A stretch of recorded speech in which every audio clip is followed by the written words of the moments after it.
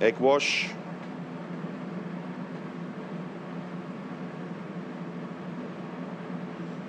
and then in that mix of breadcrumbs and sesame seeds.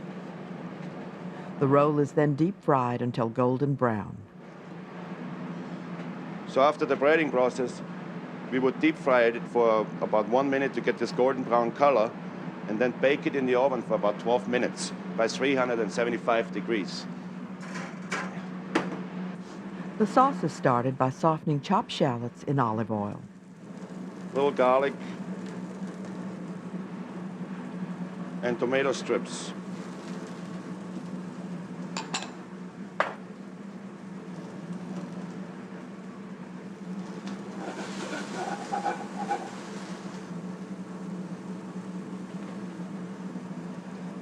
I will be serving, garnishing this dish with tricolored spätzles today.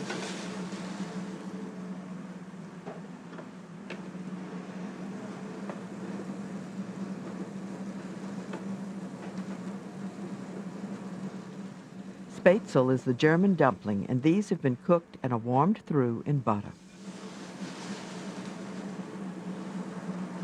Into the sauce I add a little beef jus,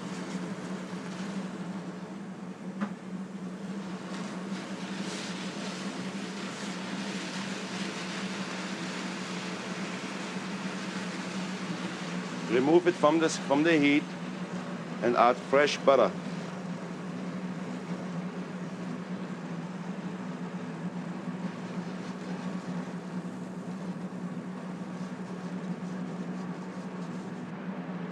Season a little salt and pepper.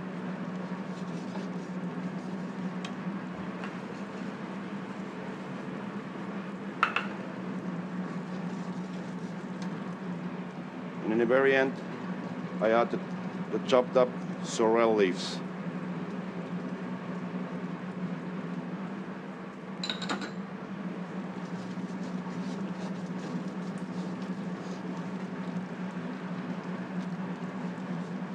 We keep this sauce on the side.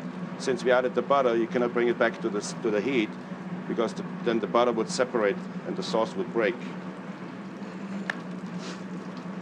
Now in the meantime, I have here about 4 carrots and 4 parsnips cooked in water with a little salt. What we try to do is we cook it very soft and then mush it up.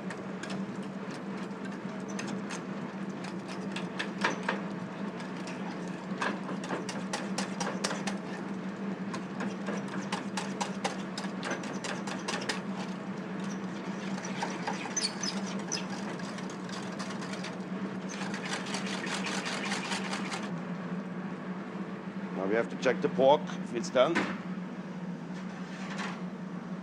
which I think they are.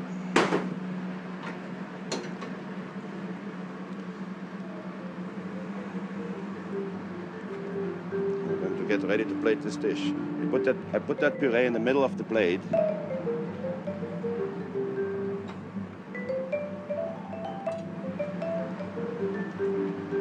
Cut the tenderloins on a bias into 3.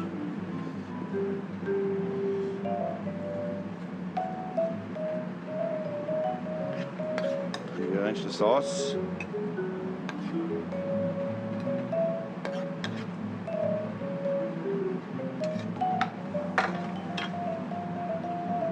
Put the tenderloin on top of the sauce.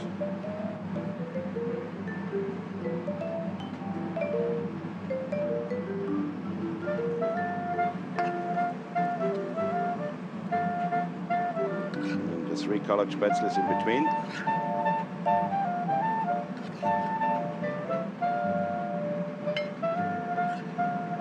Okay.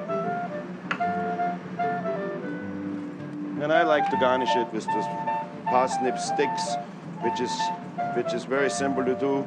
You just peel the parsnips, cut little sticks out of it, and deep fry them shortly until they're brown and ready to stand up. So little greens in between.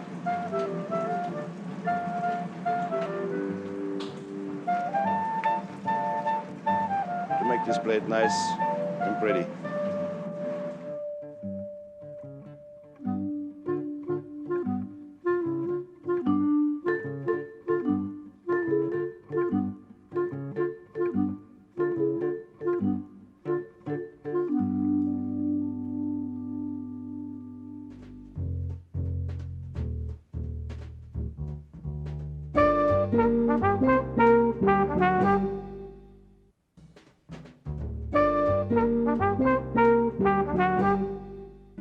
Jean-Luc Albin was born in a town near the French Alps.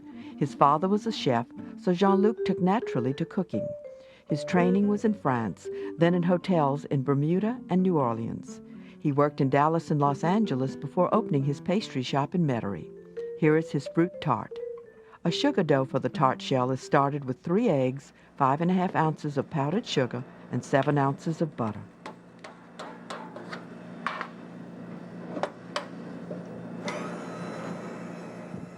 An interesting flavor factor is orange blossom water.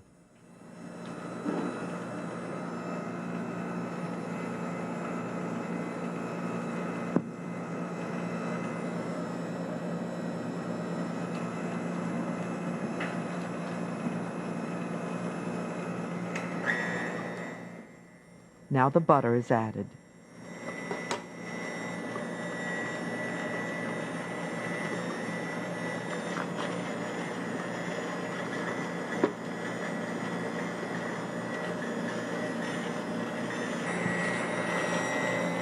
This recipe is great for sugar cookie. You make the same recipe, you make great cookies. This is 18 ounces of cookie flour. Let's make it simple. How about that?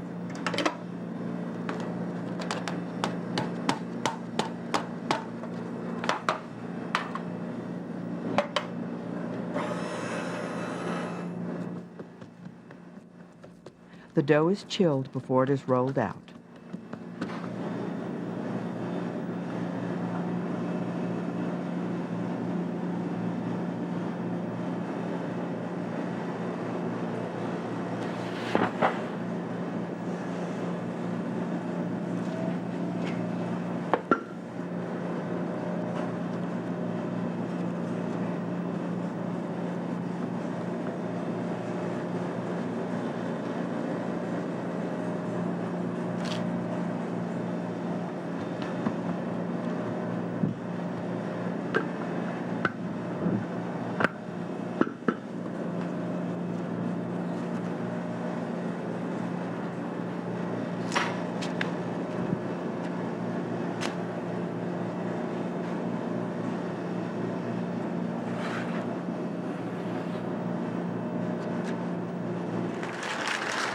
In order to pre-bake that shell nice and evenly, what I do is I take a piece of parchment paper, then I cut, and I put some beans.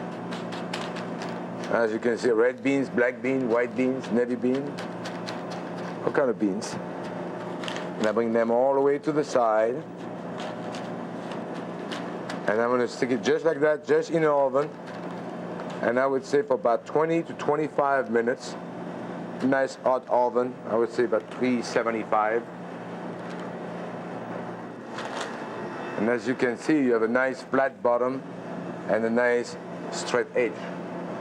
You remove delicately the ring.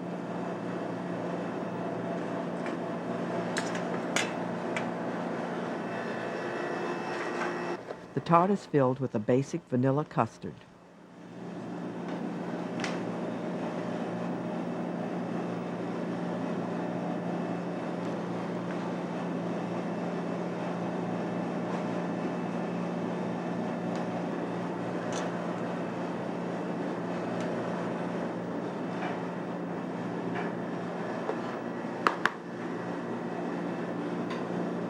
Any fresh fruit of the season are wonderful. You can get some fresh peaches, nectarine, it's very good with mango. I happen to have some fresh cherries here, why not cherries?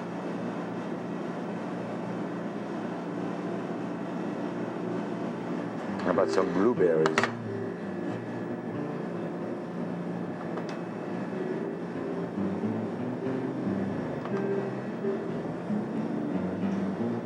Dress it up again.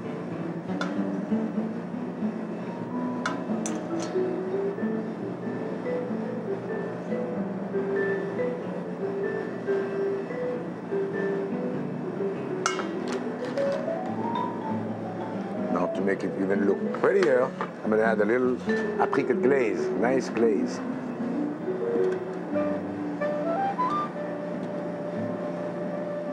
This is an apricot glaze, but any clear fruit jelly that's melted will do.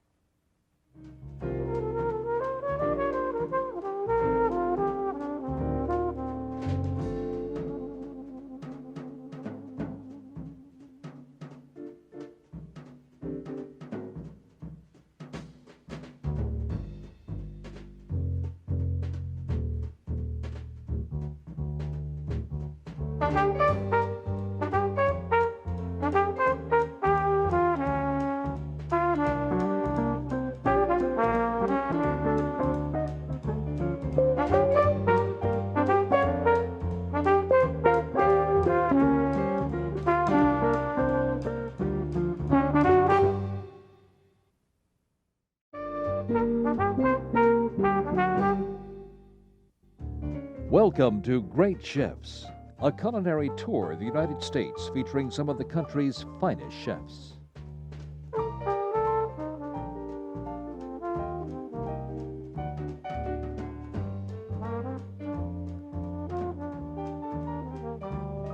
We begin at the Palace Cafe in New Orleans. It's one of the properties owned by the Brennan family of Commander's Palace fame. Chef Robert Bruce offers a crab meat Napoleon. Then from one of San Francisco's great seafood restaurants, Aqua, Chef George Marone does an entree of ahi tuna, foie gras, and portobello mushroom. Dessert comes from suburban Chicago. Chef Gabriel Vidi's namesake restaurant is the site for a confection called croustillon. Note the use of a chocolate ice cube to create a liquid center.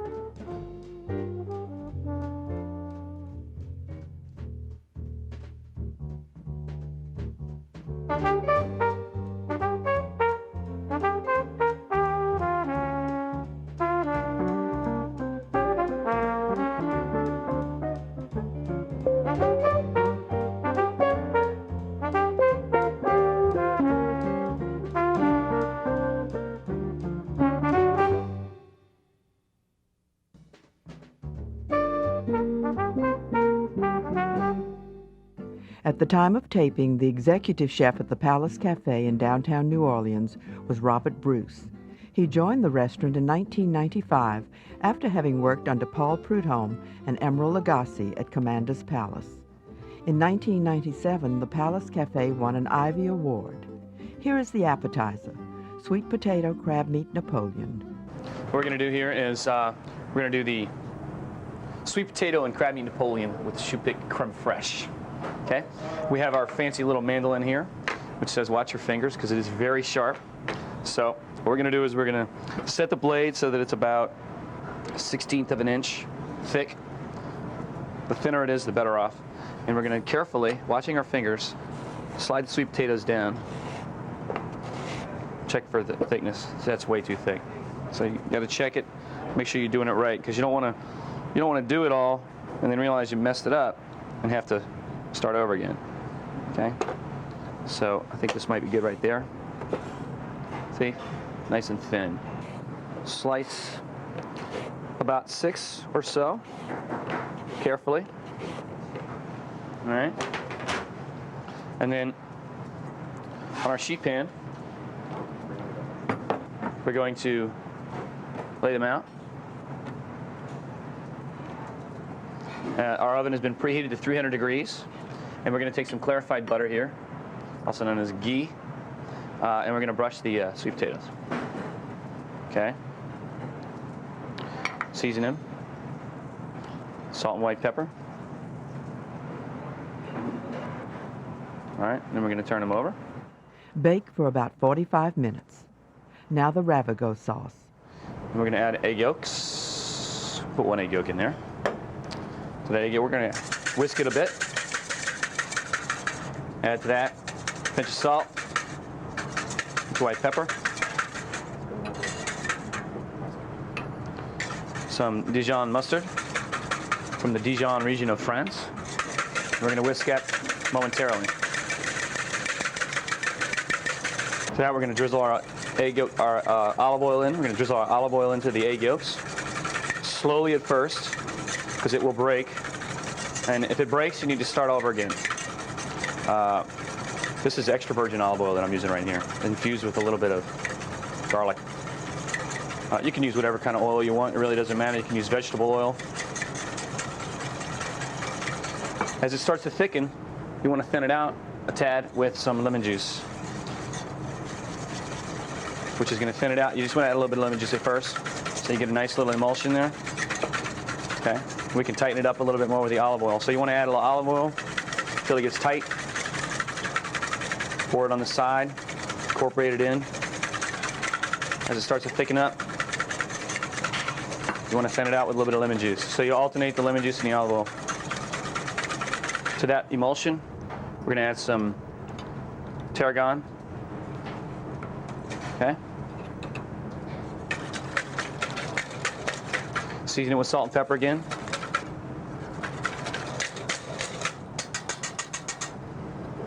To this mixture right here, we're going to add our jumbo lump crab meat. This is from the back fin of the Louisiana blue crab. It's an Epicurean's delight. My favorite crab meat in the world. Absolutely.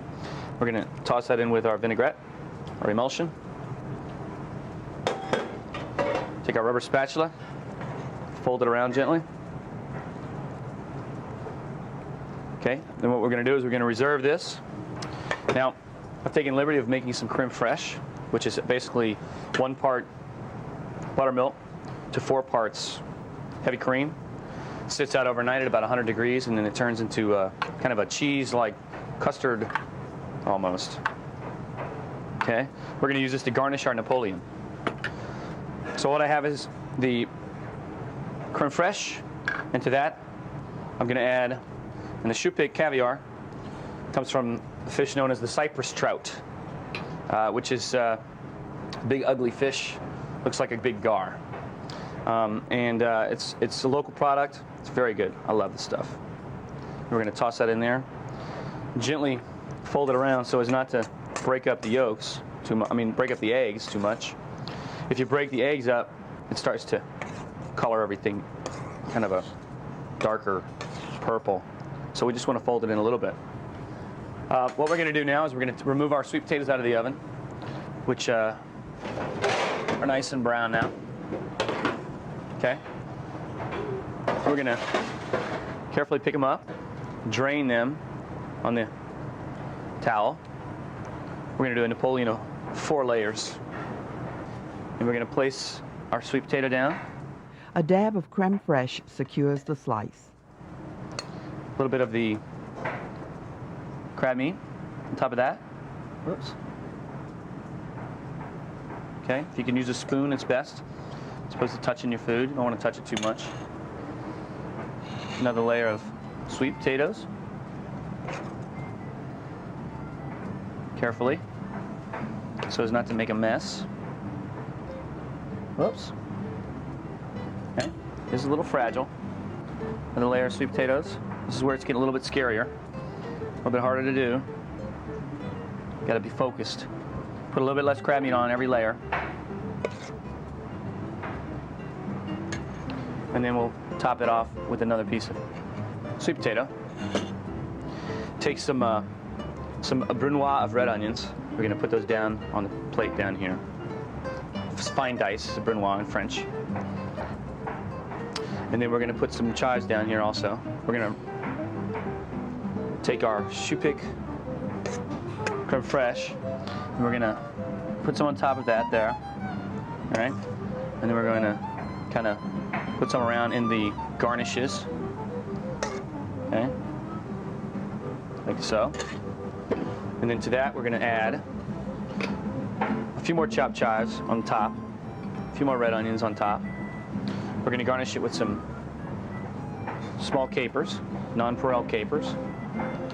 And the final garnish is going to be some boiled egg yolk and some boiled egg white. And all I'm going to do is hold my grater above it and grate the egg yolks over it right onto the plate. This you want to do at the last moment. And also the egg whites. This also you want to do at the last moment. Then you have a very festive dish, which would be called a sweet potato and blue crab Napoleon with choux pic creme fraiche.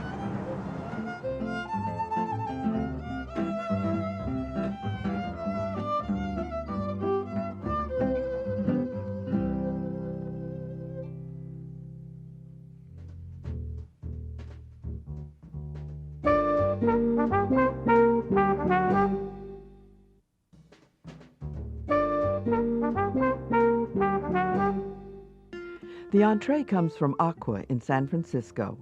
The chef proprietor at taping time was George Marone. He has since left. After graduating from the CIA, he worked for heavy hitters, Charlie Palmer in New York and Brad Ogden at Campton Place in the Bay Area. Chef Marone offers ahi tuna with foie gras. I'm going to do a tuna and foie gras, the Pinot Noir sauce today, and this is our signature dish here at Aqua. And this is a Hudson Valley foie gras from New York State, a whole lobe right here. We're going to portion that up for you and show you how we do that here at the restaurant.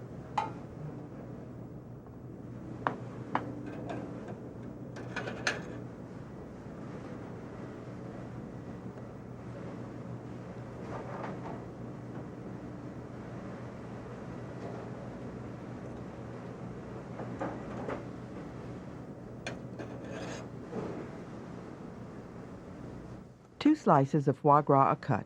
The chef will score them, which is more for decoration than any cooking necessity. Have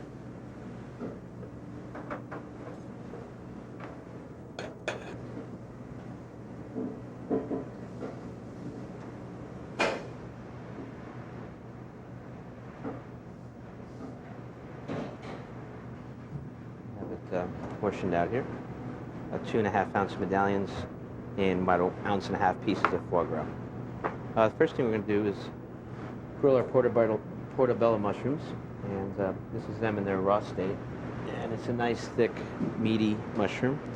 What we do here at the restaurant is marinate them in olive oil, white wine vinegar, salt, pepper, garlic, and shallots. But a very meaty olive oil, which goes, very meaty mushroom because it goes with the dish. Tuna's on the meaty side, foie gras, of course, is duck liver.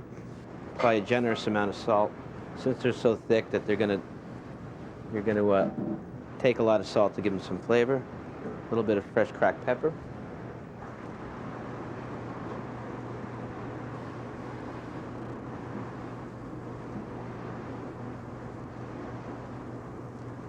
See how thick they are? They're almost like steaks themselves. And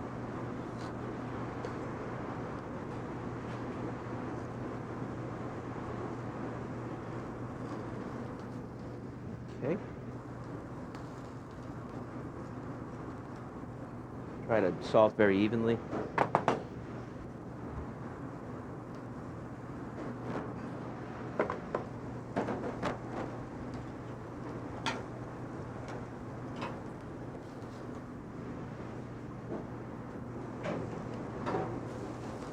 Spinach is wilted in some olive oil.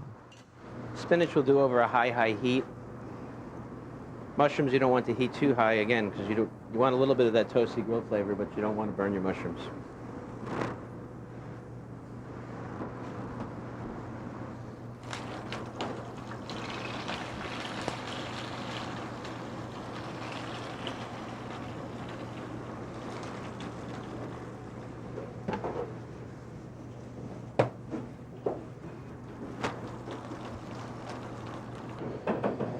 Okay, we take our tuna, oil it lightly.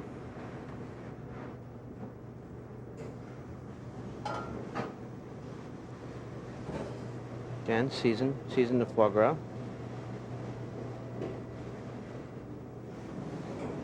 Pepper. Okay. The tuna is grilled and a potato pancake is cut.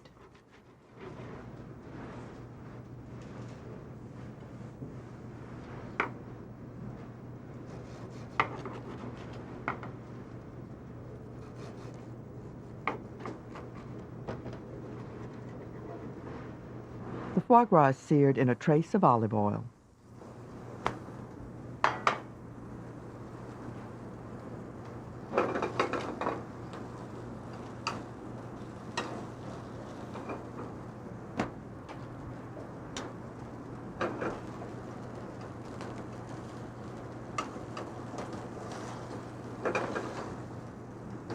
Okay, take our tuna off while it's rare.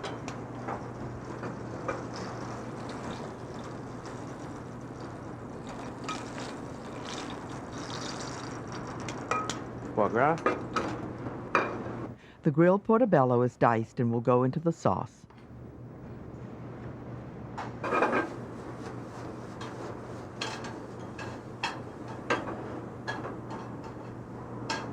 Now we're going to add our Pinot Noir demi-glace sauce to that. It's made with veal stock, Pinot Noir wine, finished with the portobello mushrooms.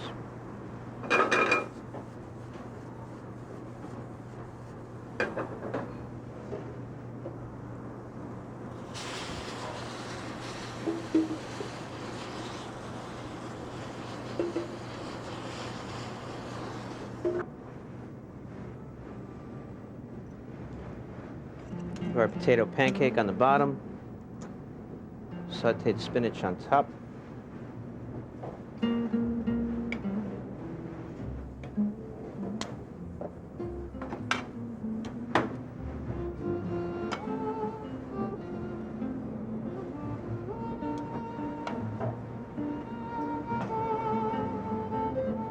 Medallions of tuna.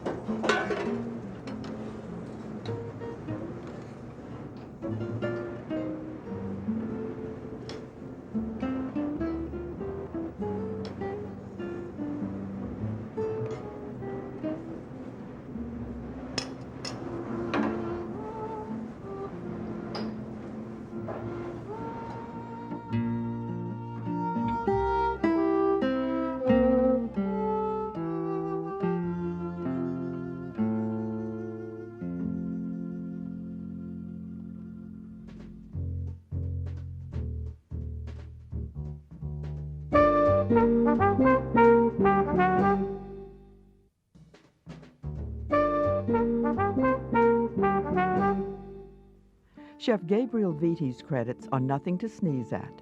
After graduating from the CIA, he worked for Joël Robuchon in Paris, Freddy Girardet in Switzerland, and Michel Girard in France. He also worked at Carlo's in Highwood. Here is his carefully constructed croustillon. The chocolate liquid center is started with boiling water. Okay, once the water's boiling,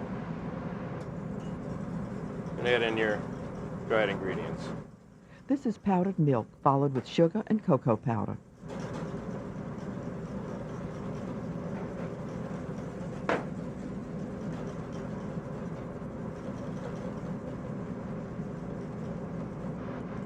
The mixture is whisked over heat. Mix very well. And pass through a chinois in case there's any clumps or anything.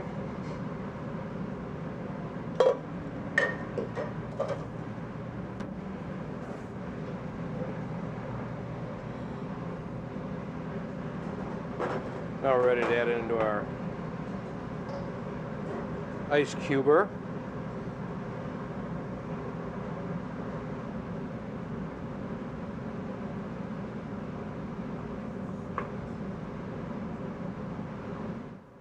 The chocolate mixture is frozen. Meanwhile, the pastry cream is started with 2 cups of milk and the seeds from 1 vanilla bean.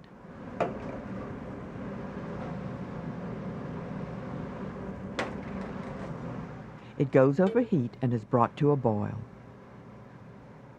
Egg yolks are combined with sugar. Then dried gelatin and flour will be added and mixed until smooth and thick.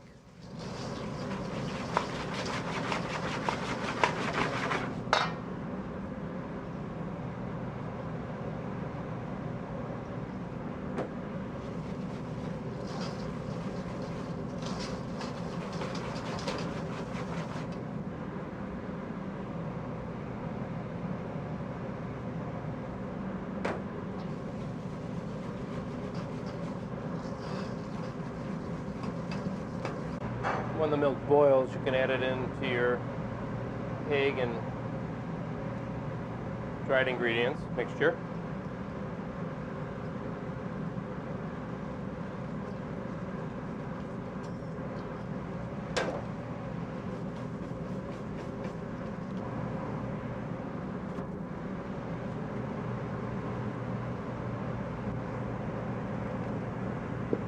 Make sure you get everything.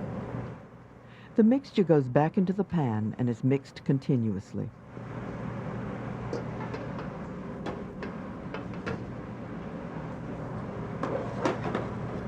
And put that back onto high heat, mixing it very well all the time.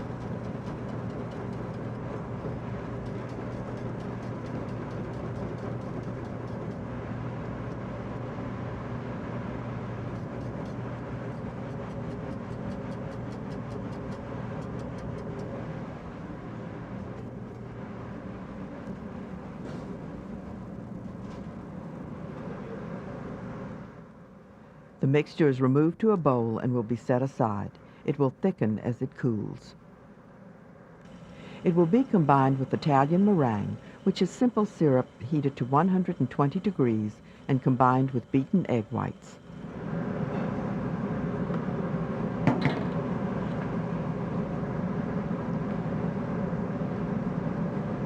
When you're adding the Italian meringue to the pastry cream, try to be as gentle as possible so you don't break it down. And a lot of air in it. The pastry cream is piped into buttered ring molds, each containing a disc of chocolate sponge cake.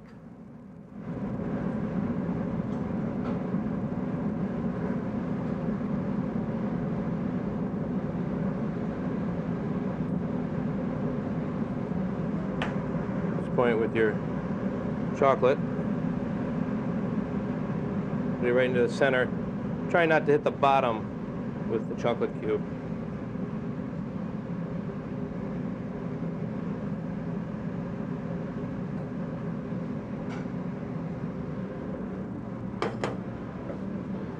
And then adding a little bit more onto the top. You can build them up a little bit higher because as they sit in the refrigerator, they'll lose a little bit of their form, a little bit of the air, and they'll sink down a little bit into the mold.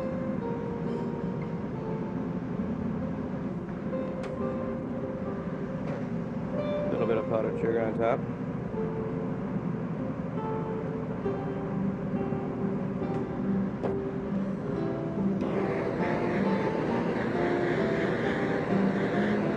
A little bit of color.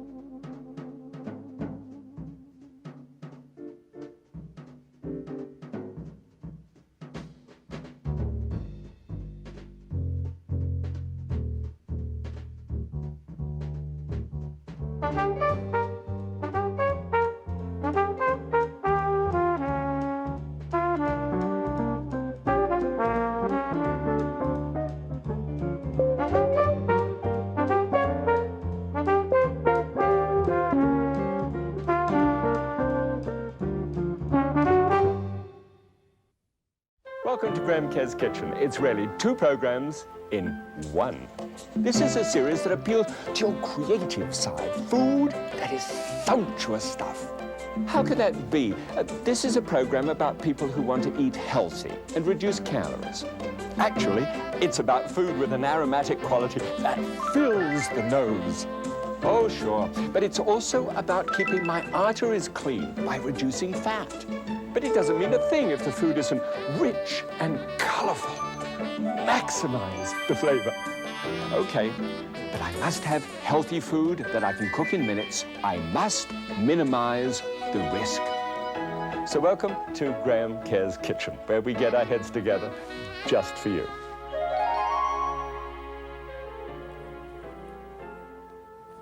Well, and you're very welcome. Do you realize this is the first show? There always has to be one, so welcome. You know, we'll just zip through it together. I've done about 1,000 television shows altogether. We might have shared many of those, but this is really neat because what I want to do is to take some basic techniques, just narrow something right down to a technique which can really make a difference, so as to minimize risks a little bit and maximize the flavor just as high as we can go. All right, so I'll do that and then do another dish after that where I use the basic technique and then be able to extend it slightly so as to give you something that you'll be able to do at home and also challenge you a little bit. And you can say, hey, I could do that, and then develop a dish of your own. Now, that's great stuff when that happens. Okay, this is where I do the numbers thing, and that's where we look at the grams of fat and all of that sort of stuff. And can I take a moment just of your time just to show you this? If we just were to take the human head for a moment, and we're to sort of put a little dotted line down there, we've got two sides to our brain, and it seems to work really rather well. There's the left hand and the right hand side. On the left hand side one here is the logic stuff. Somebody said, well, you see, I know that my wife, Trina, by the way, my wife's name is Trina, has high cholesterol. Therefore, a lot of saturated fat and cholesterol is not very good for her. So my brain is totally alert to the fact that I want to know how many grams of fat and cholesterol there are, for her sake. So, I mean, that's logic. It also says the word, to me, care. To care about somebody. All right. Now, the right-hand brain, on the other hand, is, it's into that good stuff. You know, it smells things, it's creative, it does all these wonderful things. It really wants to please. That's the way I look at it, anyway. So, we call it please. And so, that makes up this word minimax in what we're going to do. We minimize risks because we care, and we maximize the flavors of things because we want to please. So that's the reason why we get both sides of our heads together. All right, this is the first one. So we're going to look at a technique of actually taking a lot of fat out of a dish and replacing it with an ingredient with no fat in it whatsoever and getting depth, because depth is so important when you're doing casseroles and stews and sauces of that nature. Ready for it? Okay, let's have a go.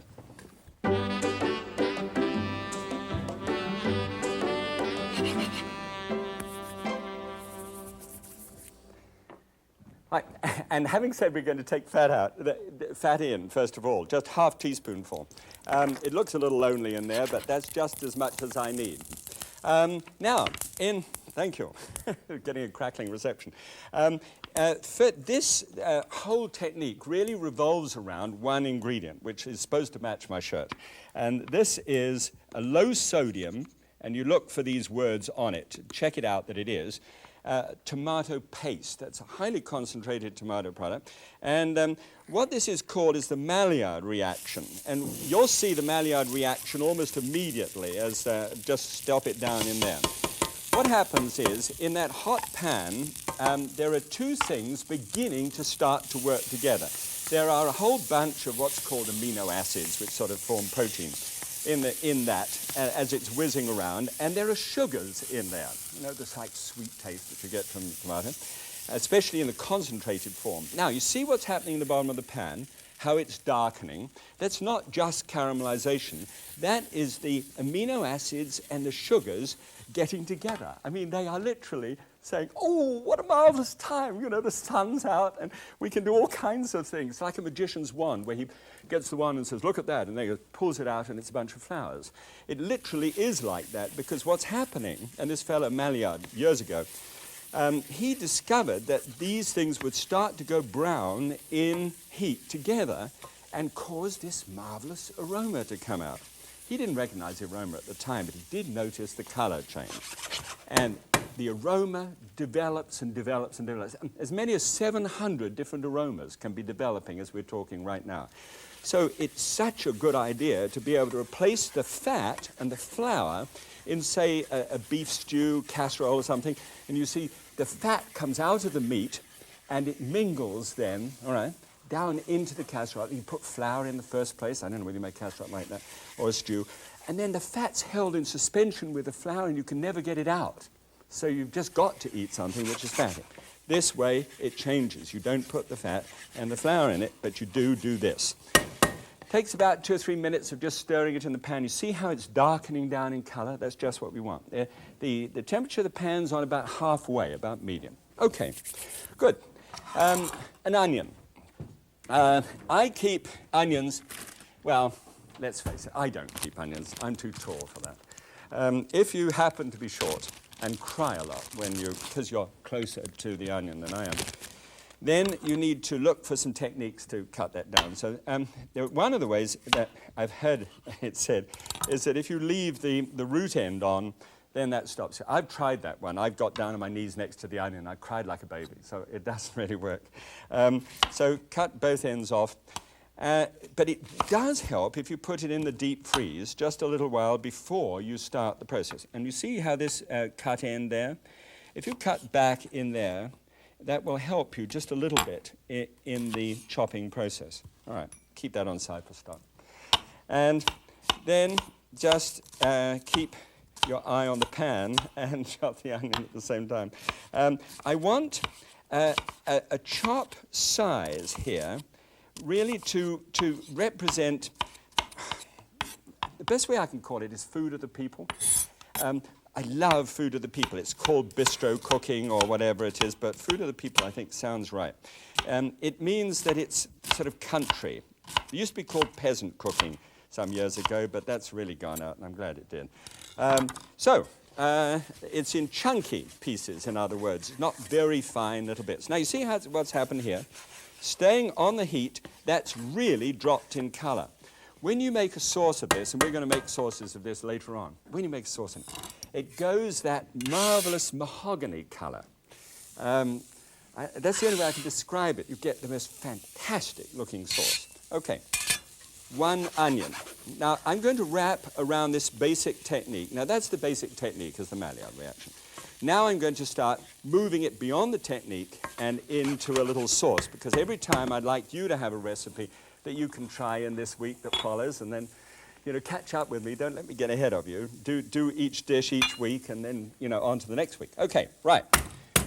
Smash the 2 cloves of garlic down there. That's a cheap, it's quick actually. It's also fairly cheap. Way of crushing garlic, and you get it good crushed down, put it down, brown in the pan, and just let that go until the onions in there have softened. Then take this. Now this is 28 ounces. This is a 28-ounce can. Again, low sodium if you can find it. I'm really hoping that you will, for those people that really need it. But 1 in every 4 of us needs to watch sodium. Then you just scrape up the residues in the bottom of the pan. You see, scrape it up into the dish so you don't lose any particle of that quality. The depth that comes from that flavor and the aroma is just amazing as it's stirred into the sauce.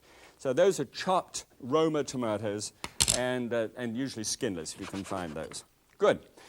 All right, then to let it just go through, I've got some oregano. Now, go through means, in my parlance, get the aromats just wafting through the sauce. Now this, I've got all kinds of marjorams there. This is a marjoram. It's called oregano, or oresganos, oregano, whichever you like to call it. And it's got beautiful leaves on it, and it is the flavor that when you taste it and smell it, you say, that's Italian, you see? So you take a tablespoonful of this, which is chopped up, and stir that in for the 10 minutes of cooking that it takes until it looks just like this one here. So it deepens in color a little bit, but the herbs are in there and they're really got to mingle and do their thing. Little freshly ground pepper over the top, always with me. Fresh ground black pepper. Got that nuttiness to it. Every single thing that you do with Minimax has to live. I mean, you have to really live the food in it. It's just seasonings, everything, as good as you can get. And now, some parsley stalks. Strange thing this, that there is in the parsley stalk a kind of peppery taste. It's not peppery, well, it is peppery, I said it. It's got a neat texture, really, to it, and a lot of taste. A lot more taste than you'd expect. You'd think that the top of the parsley would have it, but not at all. When you shove it in there, look, see both colour and you'll pick it up when you're tasting the thing. Do it just before you're going to serve it. And then throw in also another tablespoonful of fresh oregano leaves. Just pick the leaves up. This means that you've got to start growing a herb in your kitchen. And you say, that's too much for me. Oh, rubbish, you know. If you've got any kind of room which faces south, and if you've got a square house, I guess you've got something like that, then just put a little pot out, marjoram, go and get a herb start thing and start it. Get it off, and you'll be amazed. All right, so that's nice. Now, one thing that you've got missing from that is oil, frankly. And oil is where the classic forms. So what I've done here, I've taken a tablespoonful of arrowroot, of pure starch, the arrowroot. Mix it up with just a little water, and then pour it down into the sauce here and stir it up. Now what happens here is, and it doesn't take much to get it stirred up and cleared away, is that it actually glosses it. It gives it the most, when that clears out, it gives it the most incredible gloss. And it's so glossy that you would, for all that you can imagine, you'd say, boy, that's got a lot of oil in that one. But it doesn't have a spot. And so that is a very useful technique at the end. We'll get into that one later on, but as another technique. But there it goes. There's the sauce. Now, come through and we'll have a look and see how the numbers go, you know, in comparison with the classic Italian sauce. And we can see how this one looks. It looks nice, it's crunchy, it's got a nice gloss on it, and looks good. So I want to, in everything I do, Minimax, I'm going to put aroma and colour and texture into food. But let's compare this. Now, this is being compared with a classic Italian sauce, all right? And just the sauce, nothing else in it. So 178 calories, and this one then that we've just done is 66 calories. So, well, there's something off the top. 14 grams of fat. This is where it's very important. This is down to 1 only gram of fat. And the amount of saturated fat that normally goes into it was 2, and this one is a big fat 0. So therefore, the sauce, which is 70% of its calories coming from fat in this case, I've got that to 16% of calories coming to fat, which is really good news. There's 0 cholesterol in both of them because they use monounsaturated oil. And the sodium is 851, and that's down to only 33 because of the low sodium products, if you can find them. And then the dietary fiber is 3. And we get on to more about fiber later on. Okay, let's have a look. So we're looking for aroma, color, and texture. So the aroma is very clear there, and the color is gorgeous. See about the texture.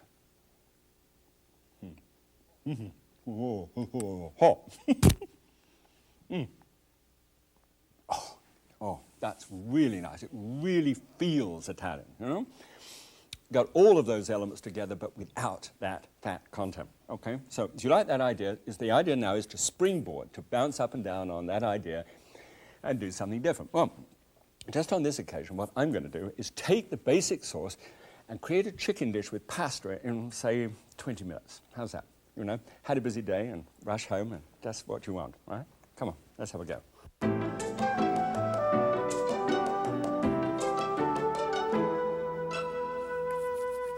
I do hope you like that music. Right, here then on the pan, hot boiling water, sauce on the side. This can really be made in about 20 minutes. You might like to, by the way, double up on the sauce that I did earlier and stick some in a plastic bag and whack it in the deep freeze and then just resuscitate it. I mean, that's one way you can make it even quicker. Okay, chicken.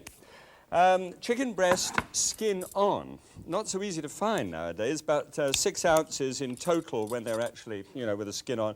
Although you can't really make much of a fuss about that either. I mean, it's all there for you. You can't say, well, I want them with 6 ounces and start opening all the packages. But at least know that the numbers and how we've done that is based upon 6 ounces. All right, what I do with this is just get a hold of those and just wipe them around the bottom of the pan with just 1 teaspoonful of oil. And the oil is always a mixture of olive oil and just a touch of sesame oil with that as well. Yeah. So just seal it on both sides, drop it in. Takes about 8 to 10 minutes to cook a chicken breast on medium heat. Great. Okay, so whilst that's going on there, let me just show you this. I always put a lid on top of a pasta water so that it's vigorously boiling to get the pasta in. Now here are the various choices you've got. You've got the pasta which is made fresh on the day. This is a spinach pasta, and this very good, probably cooks in 3 minutes. This one is sort of fresh, and it comes in a sealed plastic package. Every store has it. And this is very good, very high quality, and, 4 minutes. Now, this is the dry that you can get. You can still do excellent quality pasta. And this one here is going to take 11 minutes to cook. So you're going to have to, if you're that concerned about time, please don't be that concerned about time. If you just don't have it and you feel like pasta, then have some dry pasta at home and keep it on hand. Pasta's a great thing. Okay, so we just turn that over. Keep turning it over during the cooking process.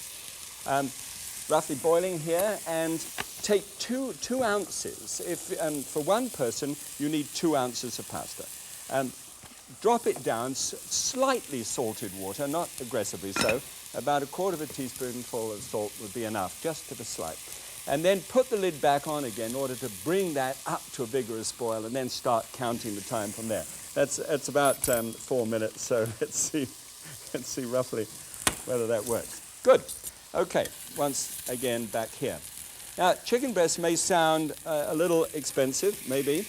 Let's try and do some chat about just how expensive it could be.